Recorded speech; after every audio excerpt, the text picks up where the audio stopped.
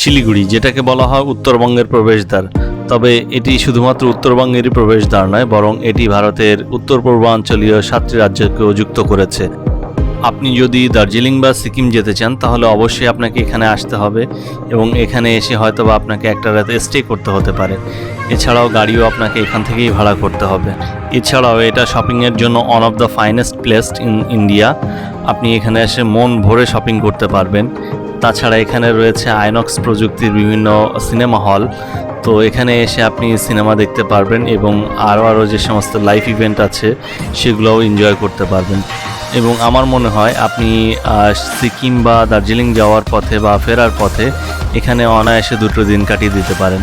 তো চলুন আমরা জেনে আসি শিলিগুড়ি শহরের আরও বিস্তারিত বর্ণনা। Hello everyone, how is going on, hope you are doing good. এই মুহূর্তে আমরা আছি শিলিগুড়ির পথে। কিছুক্ষণের মধ্যেই হয়তো আমরা শিলিগুড়িতে পৌঁছে যাব। আমরা শিলিগুড়িতে পৌঁছে গিয়েছি। তো এখান থেকে আমরা এখন হোটেলের দিকে যাব। আজকে আমরা যে হোটেলটাতে বসেছি সেটা হচ্ছে হোটেল গানা নায়ক। তো এটি এসএনটি বাস স্ট্যান্ড থেকে খুবই কাছে। শুধুমাত্র এই হোটেলটি না, এই এলাকায় প্রচুর হোটেল রয়েছে এবং এই হোটেলগুলো খুবই সুলভ মূল্যে পাওয়া যায়। এখানে প্রতিটা হোটেলের রুম ভাড়া মোটামুটি 1000 রুপি থেকে শুরু করে 3-4 হাজার রুপির মধ্যেই পাওয়া যায়। হোটেলের পাশাপাশি এই এলাকায় অনেক মানি এক্সচেঞ্জের দোকানও রয়েছে। আপনারা চাইলে এখান থেকে আপনাদের ডলারগুলোকে রুপিতে কনভার্ট করে নিতে পারেন। এই মুহূর্তে আপনারা যেটা দেখতে পাচ্ছেন সেটা হচ্ছে একটা জিপ স্ট্যান্ড। এখান থেকে আপনারা সিকিম বা গ্যাংটকের জিপ পেয়ে যাবেন। আর এখান থেকে একটু সামনে গেলেই যেটা আপনারা পেয়ে যাবেন সেটা হচ্ছে এসএনটি বাস স্ট্যান্ড। এই মুহূর্তে আমি চলে এসেছি এসএনটি বাস স্ট্যান্ডে।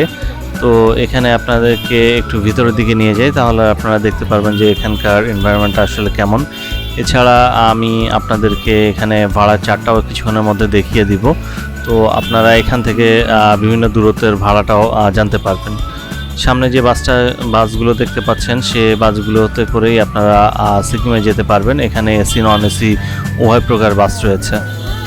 এই মুহূর্তে যেটা দেখতে পাচ্ছেন সেটা হচ্ছে বিভিন্ন গন্তব্যস্থানে ভাড়ার তালিকা। এই মুহূর্তে আমি আছি ভেগাস সার্কেল নামে একটি শপিং মলের সামনে, যেটা শিলিগুড়ি থেকে গ্যাংটকের দিকে যেতে যে হাইওয়েটা আছে সেই হাইওয়ের পাশে অবস্থিত। তো এটা শিলিগুড়ির one of the finest shopping mall. আমরা ভিতরে গিয়ে এখানে আসলে দেখলাম যে অনেক ইন্টারন্যাশনাল ব্র্যান্ডের শপ আছে। এছাড়াও ইন্ডিয়ার অনেক লোকাল ব্র্যান্ডের শপগুলো আছে। তো আপনারা চাইলে এখান থেকে বিভিন্ন ধরনের এবং বিভিন্ন পছন্দের জিনিসপত্র আপনারা কিনে নিতে পারবেন। এই শপিং মলটা যথেষ্ট পরিমাণে বড় এবং এখানে শপিংয়ের পাশাপাশি আপনি মুভি এনজয় করতে পারবেন এবং এখানে ফুড কোর্ট রয়েছে যেখানে আপনি আপনার পছন্দের খাবার খেতে পারবেন। তো সেদিকে আমরা পরবর্তীতে যাব। চলুন আমরা প্রথমে একটু শপিং মলটা ঘুরে দেখি।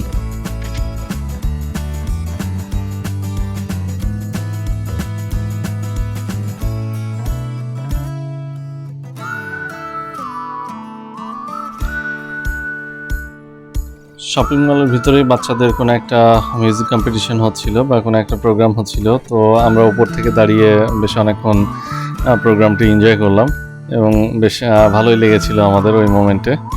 আপনারাও আমাদের সঙ্গে থাকুন এবং এনজয় করতে থাকুন।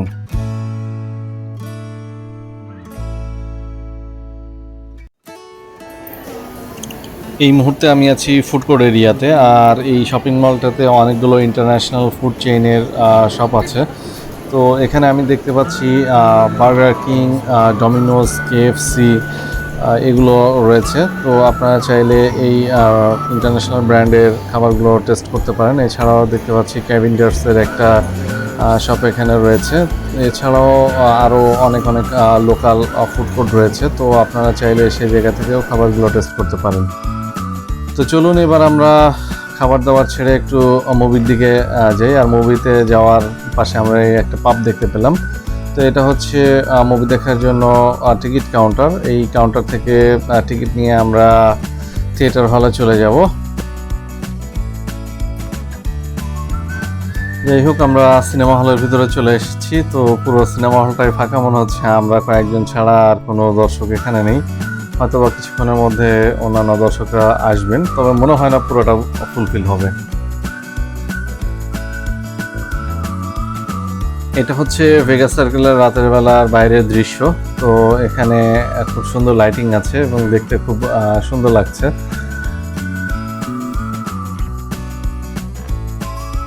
Good morning. গতকাল আমরা গিয়েছিলাম ভেগাস সেন্টারে, আজকে আমরা চলে এসেছি সিটি সেন্টার শপিং মলে। এই শপিং মলটা শিলিগুড়ির সবচেয়ে ভালো শপিং মলগুলোর একটা।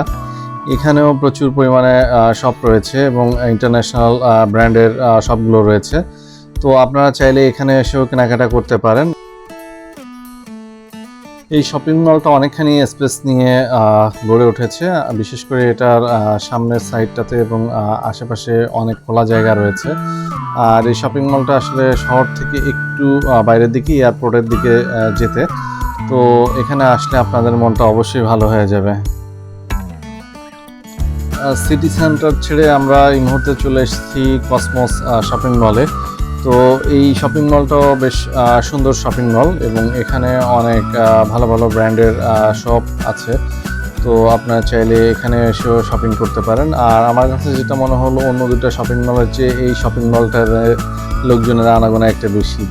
তবে সেটা হয়তো বা আমরা পিক আওয়ারে এসেছিলাম, এই কারণেও হতে পারে।